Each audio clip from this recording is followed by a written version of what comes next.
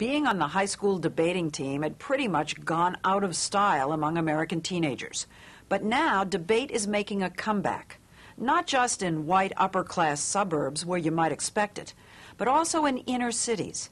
In the last 6 years, 12,000 students across the U.S. have joined what are called urban debate leagues, supported by educators who believe debating is a better learning tool for inner city students than anything else they've tried. Unlike what we're used to from political candidates, high school debaters face off for an hour and a half with no moderator to keep order, just a judge who decides the winner. And in Baltimore, there is no debate that the Walbrook High School Warriors are the champion debaters of that city. You are actually wrong. You're not interpreting the economy correctly. If we put High school debates take place every weekend in nearly empty classrooms. The only audience, a judge. Two sides, two to each team, square off. What's up, dude? How you doing? How you feeling, brother? The subject today, should mentally ill prisoners be treated while in jail? Marie Bentley is arguing the affirmative, claiming that treating prisoners will prevent recidivism. And recidivism is a circle, is a revolving door. That's just basically what recidivism is to. Before she joined the Warriors, Marie was coming to school only once or twice a week. Now she wants to go to the police academy. At the same time, in another room, Regina Summers is presenting the negative, arguing against treatment for prisoners.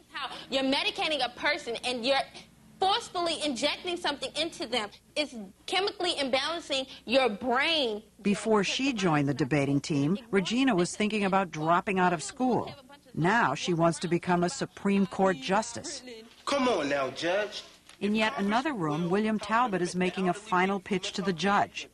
Before debate, William had no interest in going to college. Not anymore. They're all members of the Warriors. At first, they were considered the school geeks.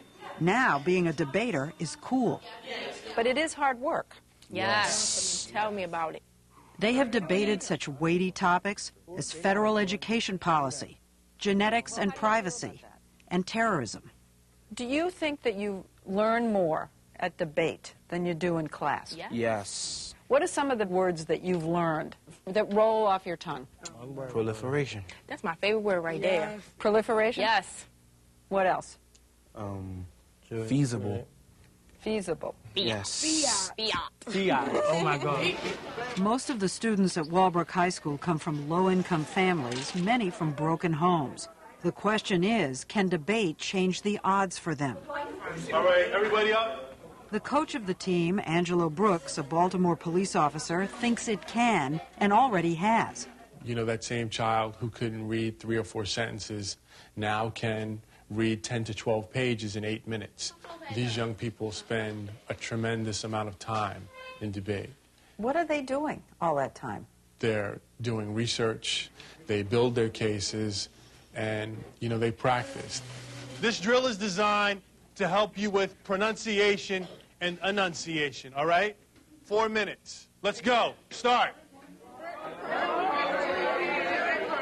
Officer Brooks teaches criminal justice classes during the day and coaches the debate team after school, both of which he does in full uniform, including a loaded gun.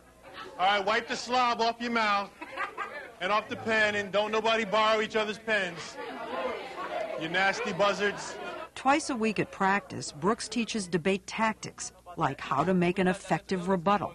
They bring up another argument, you raise how many more arguments? Like 10? Exactly. They raise 2, you raise 6. And you keep on. You don't stop. That's debate theory. Brooks says his students have overcome tremendous adversities like child and sexual abuse and drugs in the family. A cop in the classroom, so committed to making a difference that he let a kid who was a gang member and a drug dealer join the team. But you're a policeman. Yes, I am. You Ooh, know, well, there's a conflict. It is a conflict, but we can't arrest ourselves out of the problems that exist in society. So Did he turn the dealer around? He isn't sure, but at least the kid graduated. All right, everybody got their evidence? Who's missing evidence? It's early Saturday morning, and Officer Brooks is taking the team to a tournament at a nearby high school. As the reigning champs, the Walbrook Warriors are the ones to beat.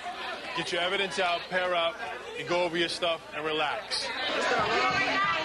Relax? These kids are as pumped up as any athletes before a big game. The teenage adrenaline is running so high You know what I mean? that some of the kids need settling down. But, you know, you just got to concentrate a little more and make a little bit of a commitment.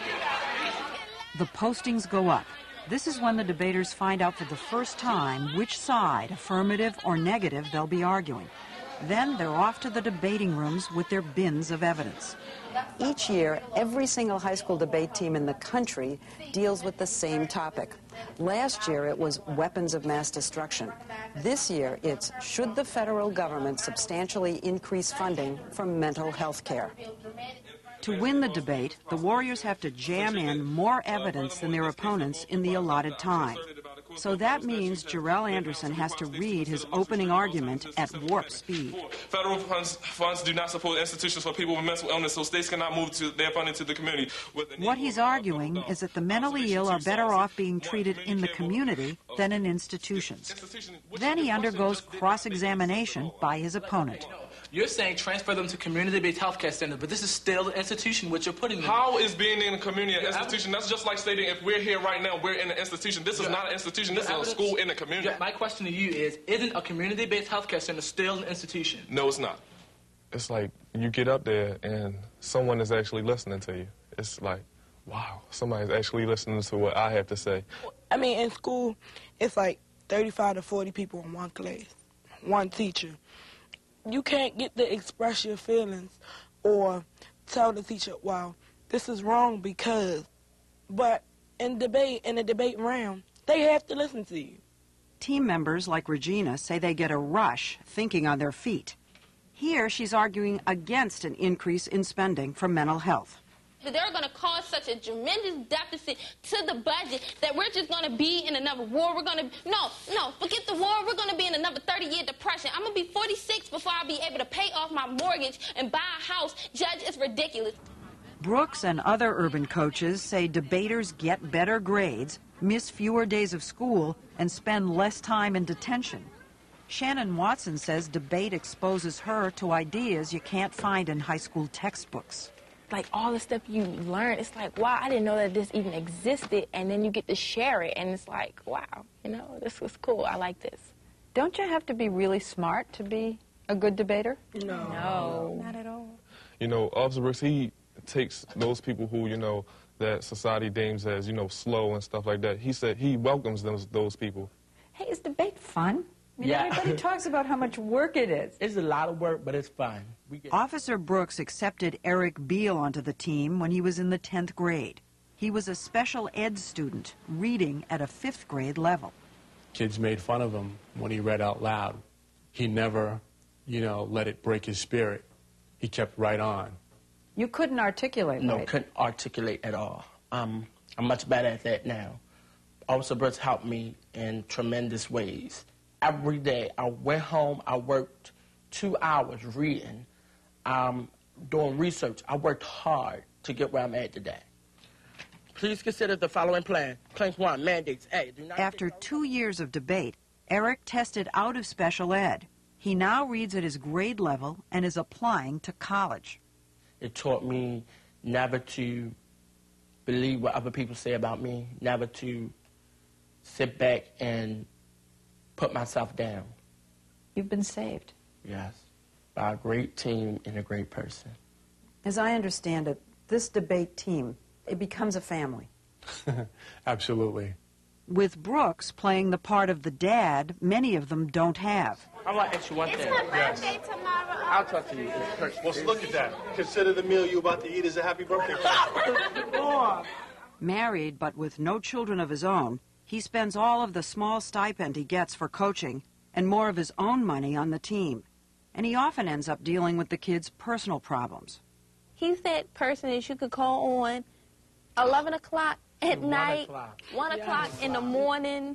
You have all done that? Yes. You're in tears. 4 o'clock in the morning, I'm calling Officer Brooks. Officer Brooks, I'm having trouble in my home. It's like he never says, wow. I'm asleep. I'm sleeping. Yes. I just got in the I'll house. talk to you later. He never, ever done it to us. You can, no matter what time you call him, it's like he's always there for you. The original concept was that the inner city students would compete only amongst themselves. But Coach Brooks takes his team to tournaments against suburban schools, where parents hire private coaches and pay to send their kids to debate camps. You show up and they're all in suits. Yes. And jackets. Yes. And your kids?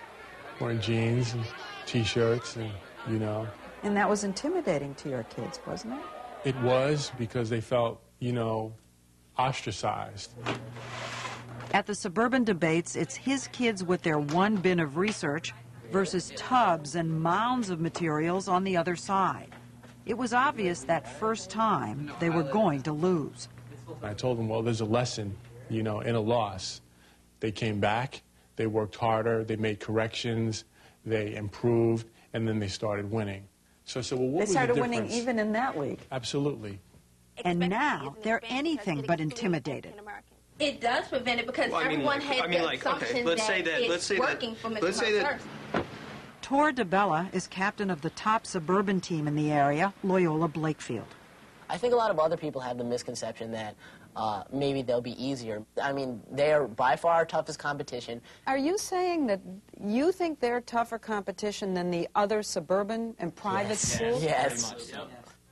If debating is a way to improve inner city schools, it's only reaching a small number of students. One answer is to introduce it into every classroom, so kids would debate the pros and cons of a piece of literature or a scientific theory. You give them this vehicle and this ability to refocus their energy from destructive to constructive, they're unstoppable. And alone at the top. And they were unstoppable back on their home turf at the Urban Debate League's tournament. Walbrook Uniform Service Academy. The Warriors once again take the prize for overall best team. For Angelo Brooks, the bigger prize is that his seniors, all but one so far, have gone on to college, some on full scholarship. If I wanted to say to kids in the inner cities, go out for debate, it's so great, but what if they don't have an Officer Brooks? Is debate by itself going to change lives? Yes. Yes. By itself, Yes, it without that person. You might get beat up and knocked around a couple of times in debate, but if you keep doing it, yes, it can change your life. Not only that, you learn things that I never would have ever learned in my life, you know, and it just feels so good. It makes you feel really good about yourself. The private money that launched the Urban Debate League is running out. The Baltimore League has asked the city, which provides millions of dollars to high school sports, to put money for debate into the annual budget, so far to no avail. By the way, Coach Brooks tells us that all 12 seniors on the Walbrook team graduated today, and 9 of them are going on to college.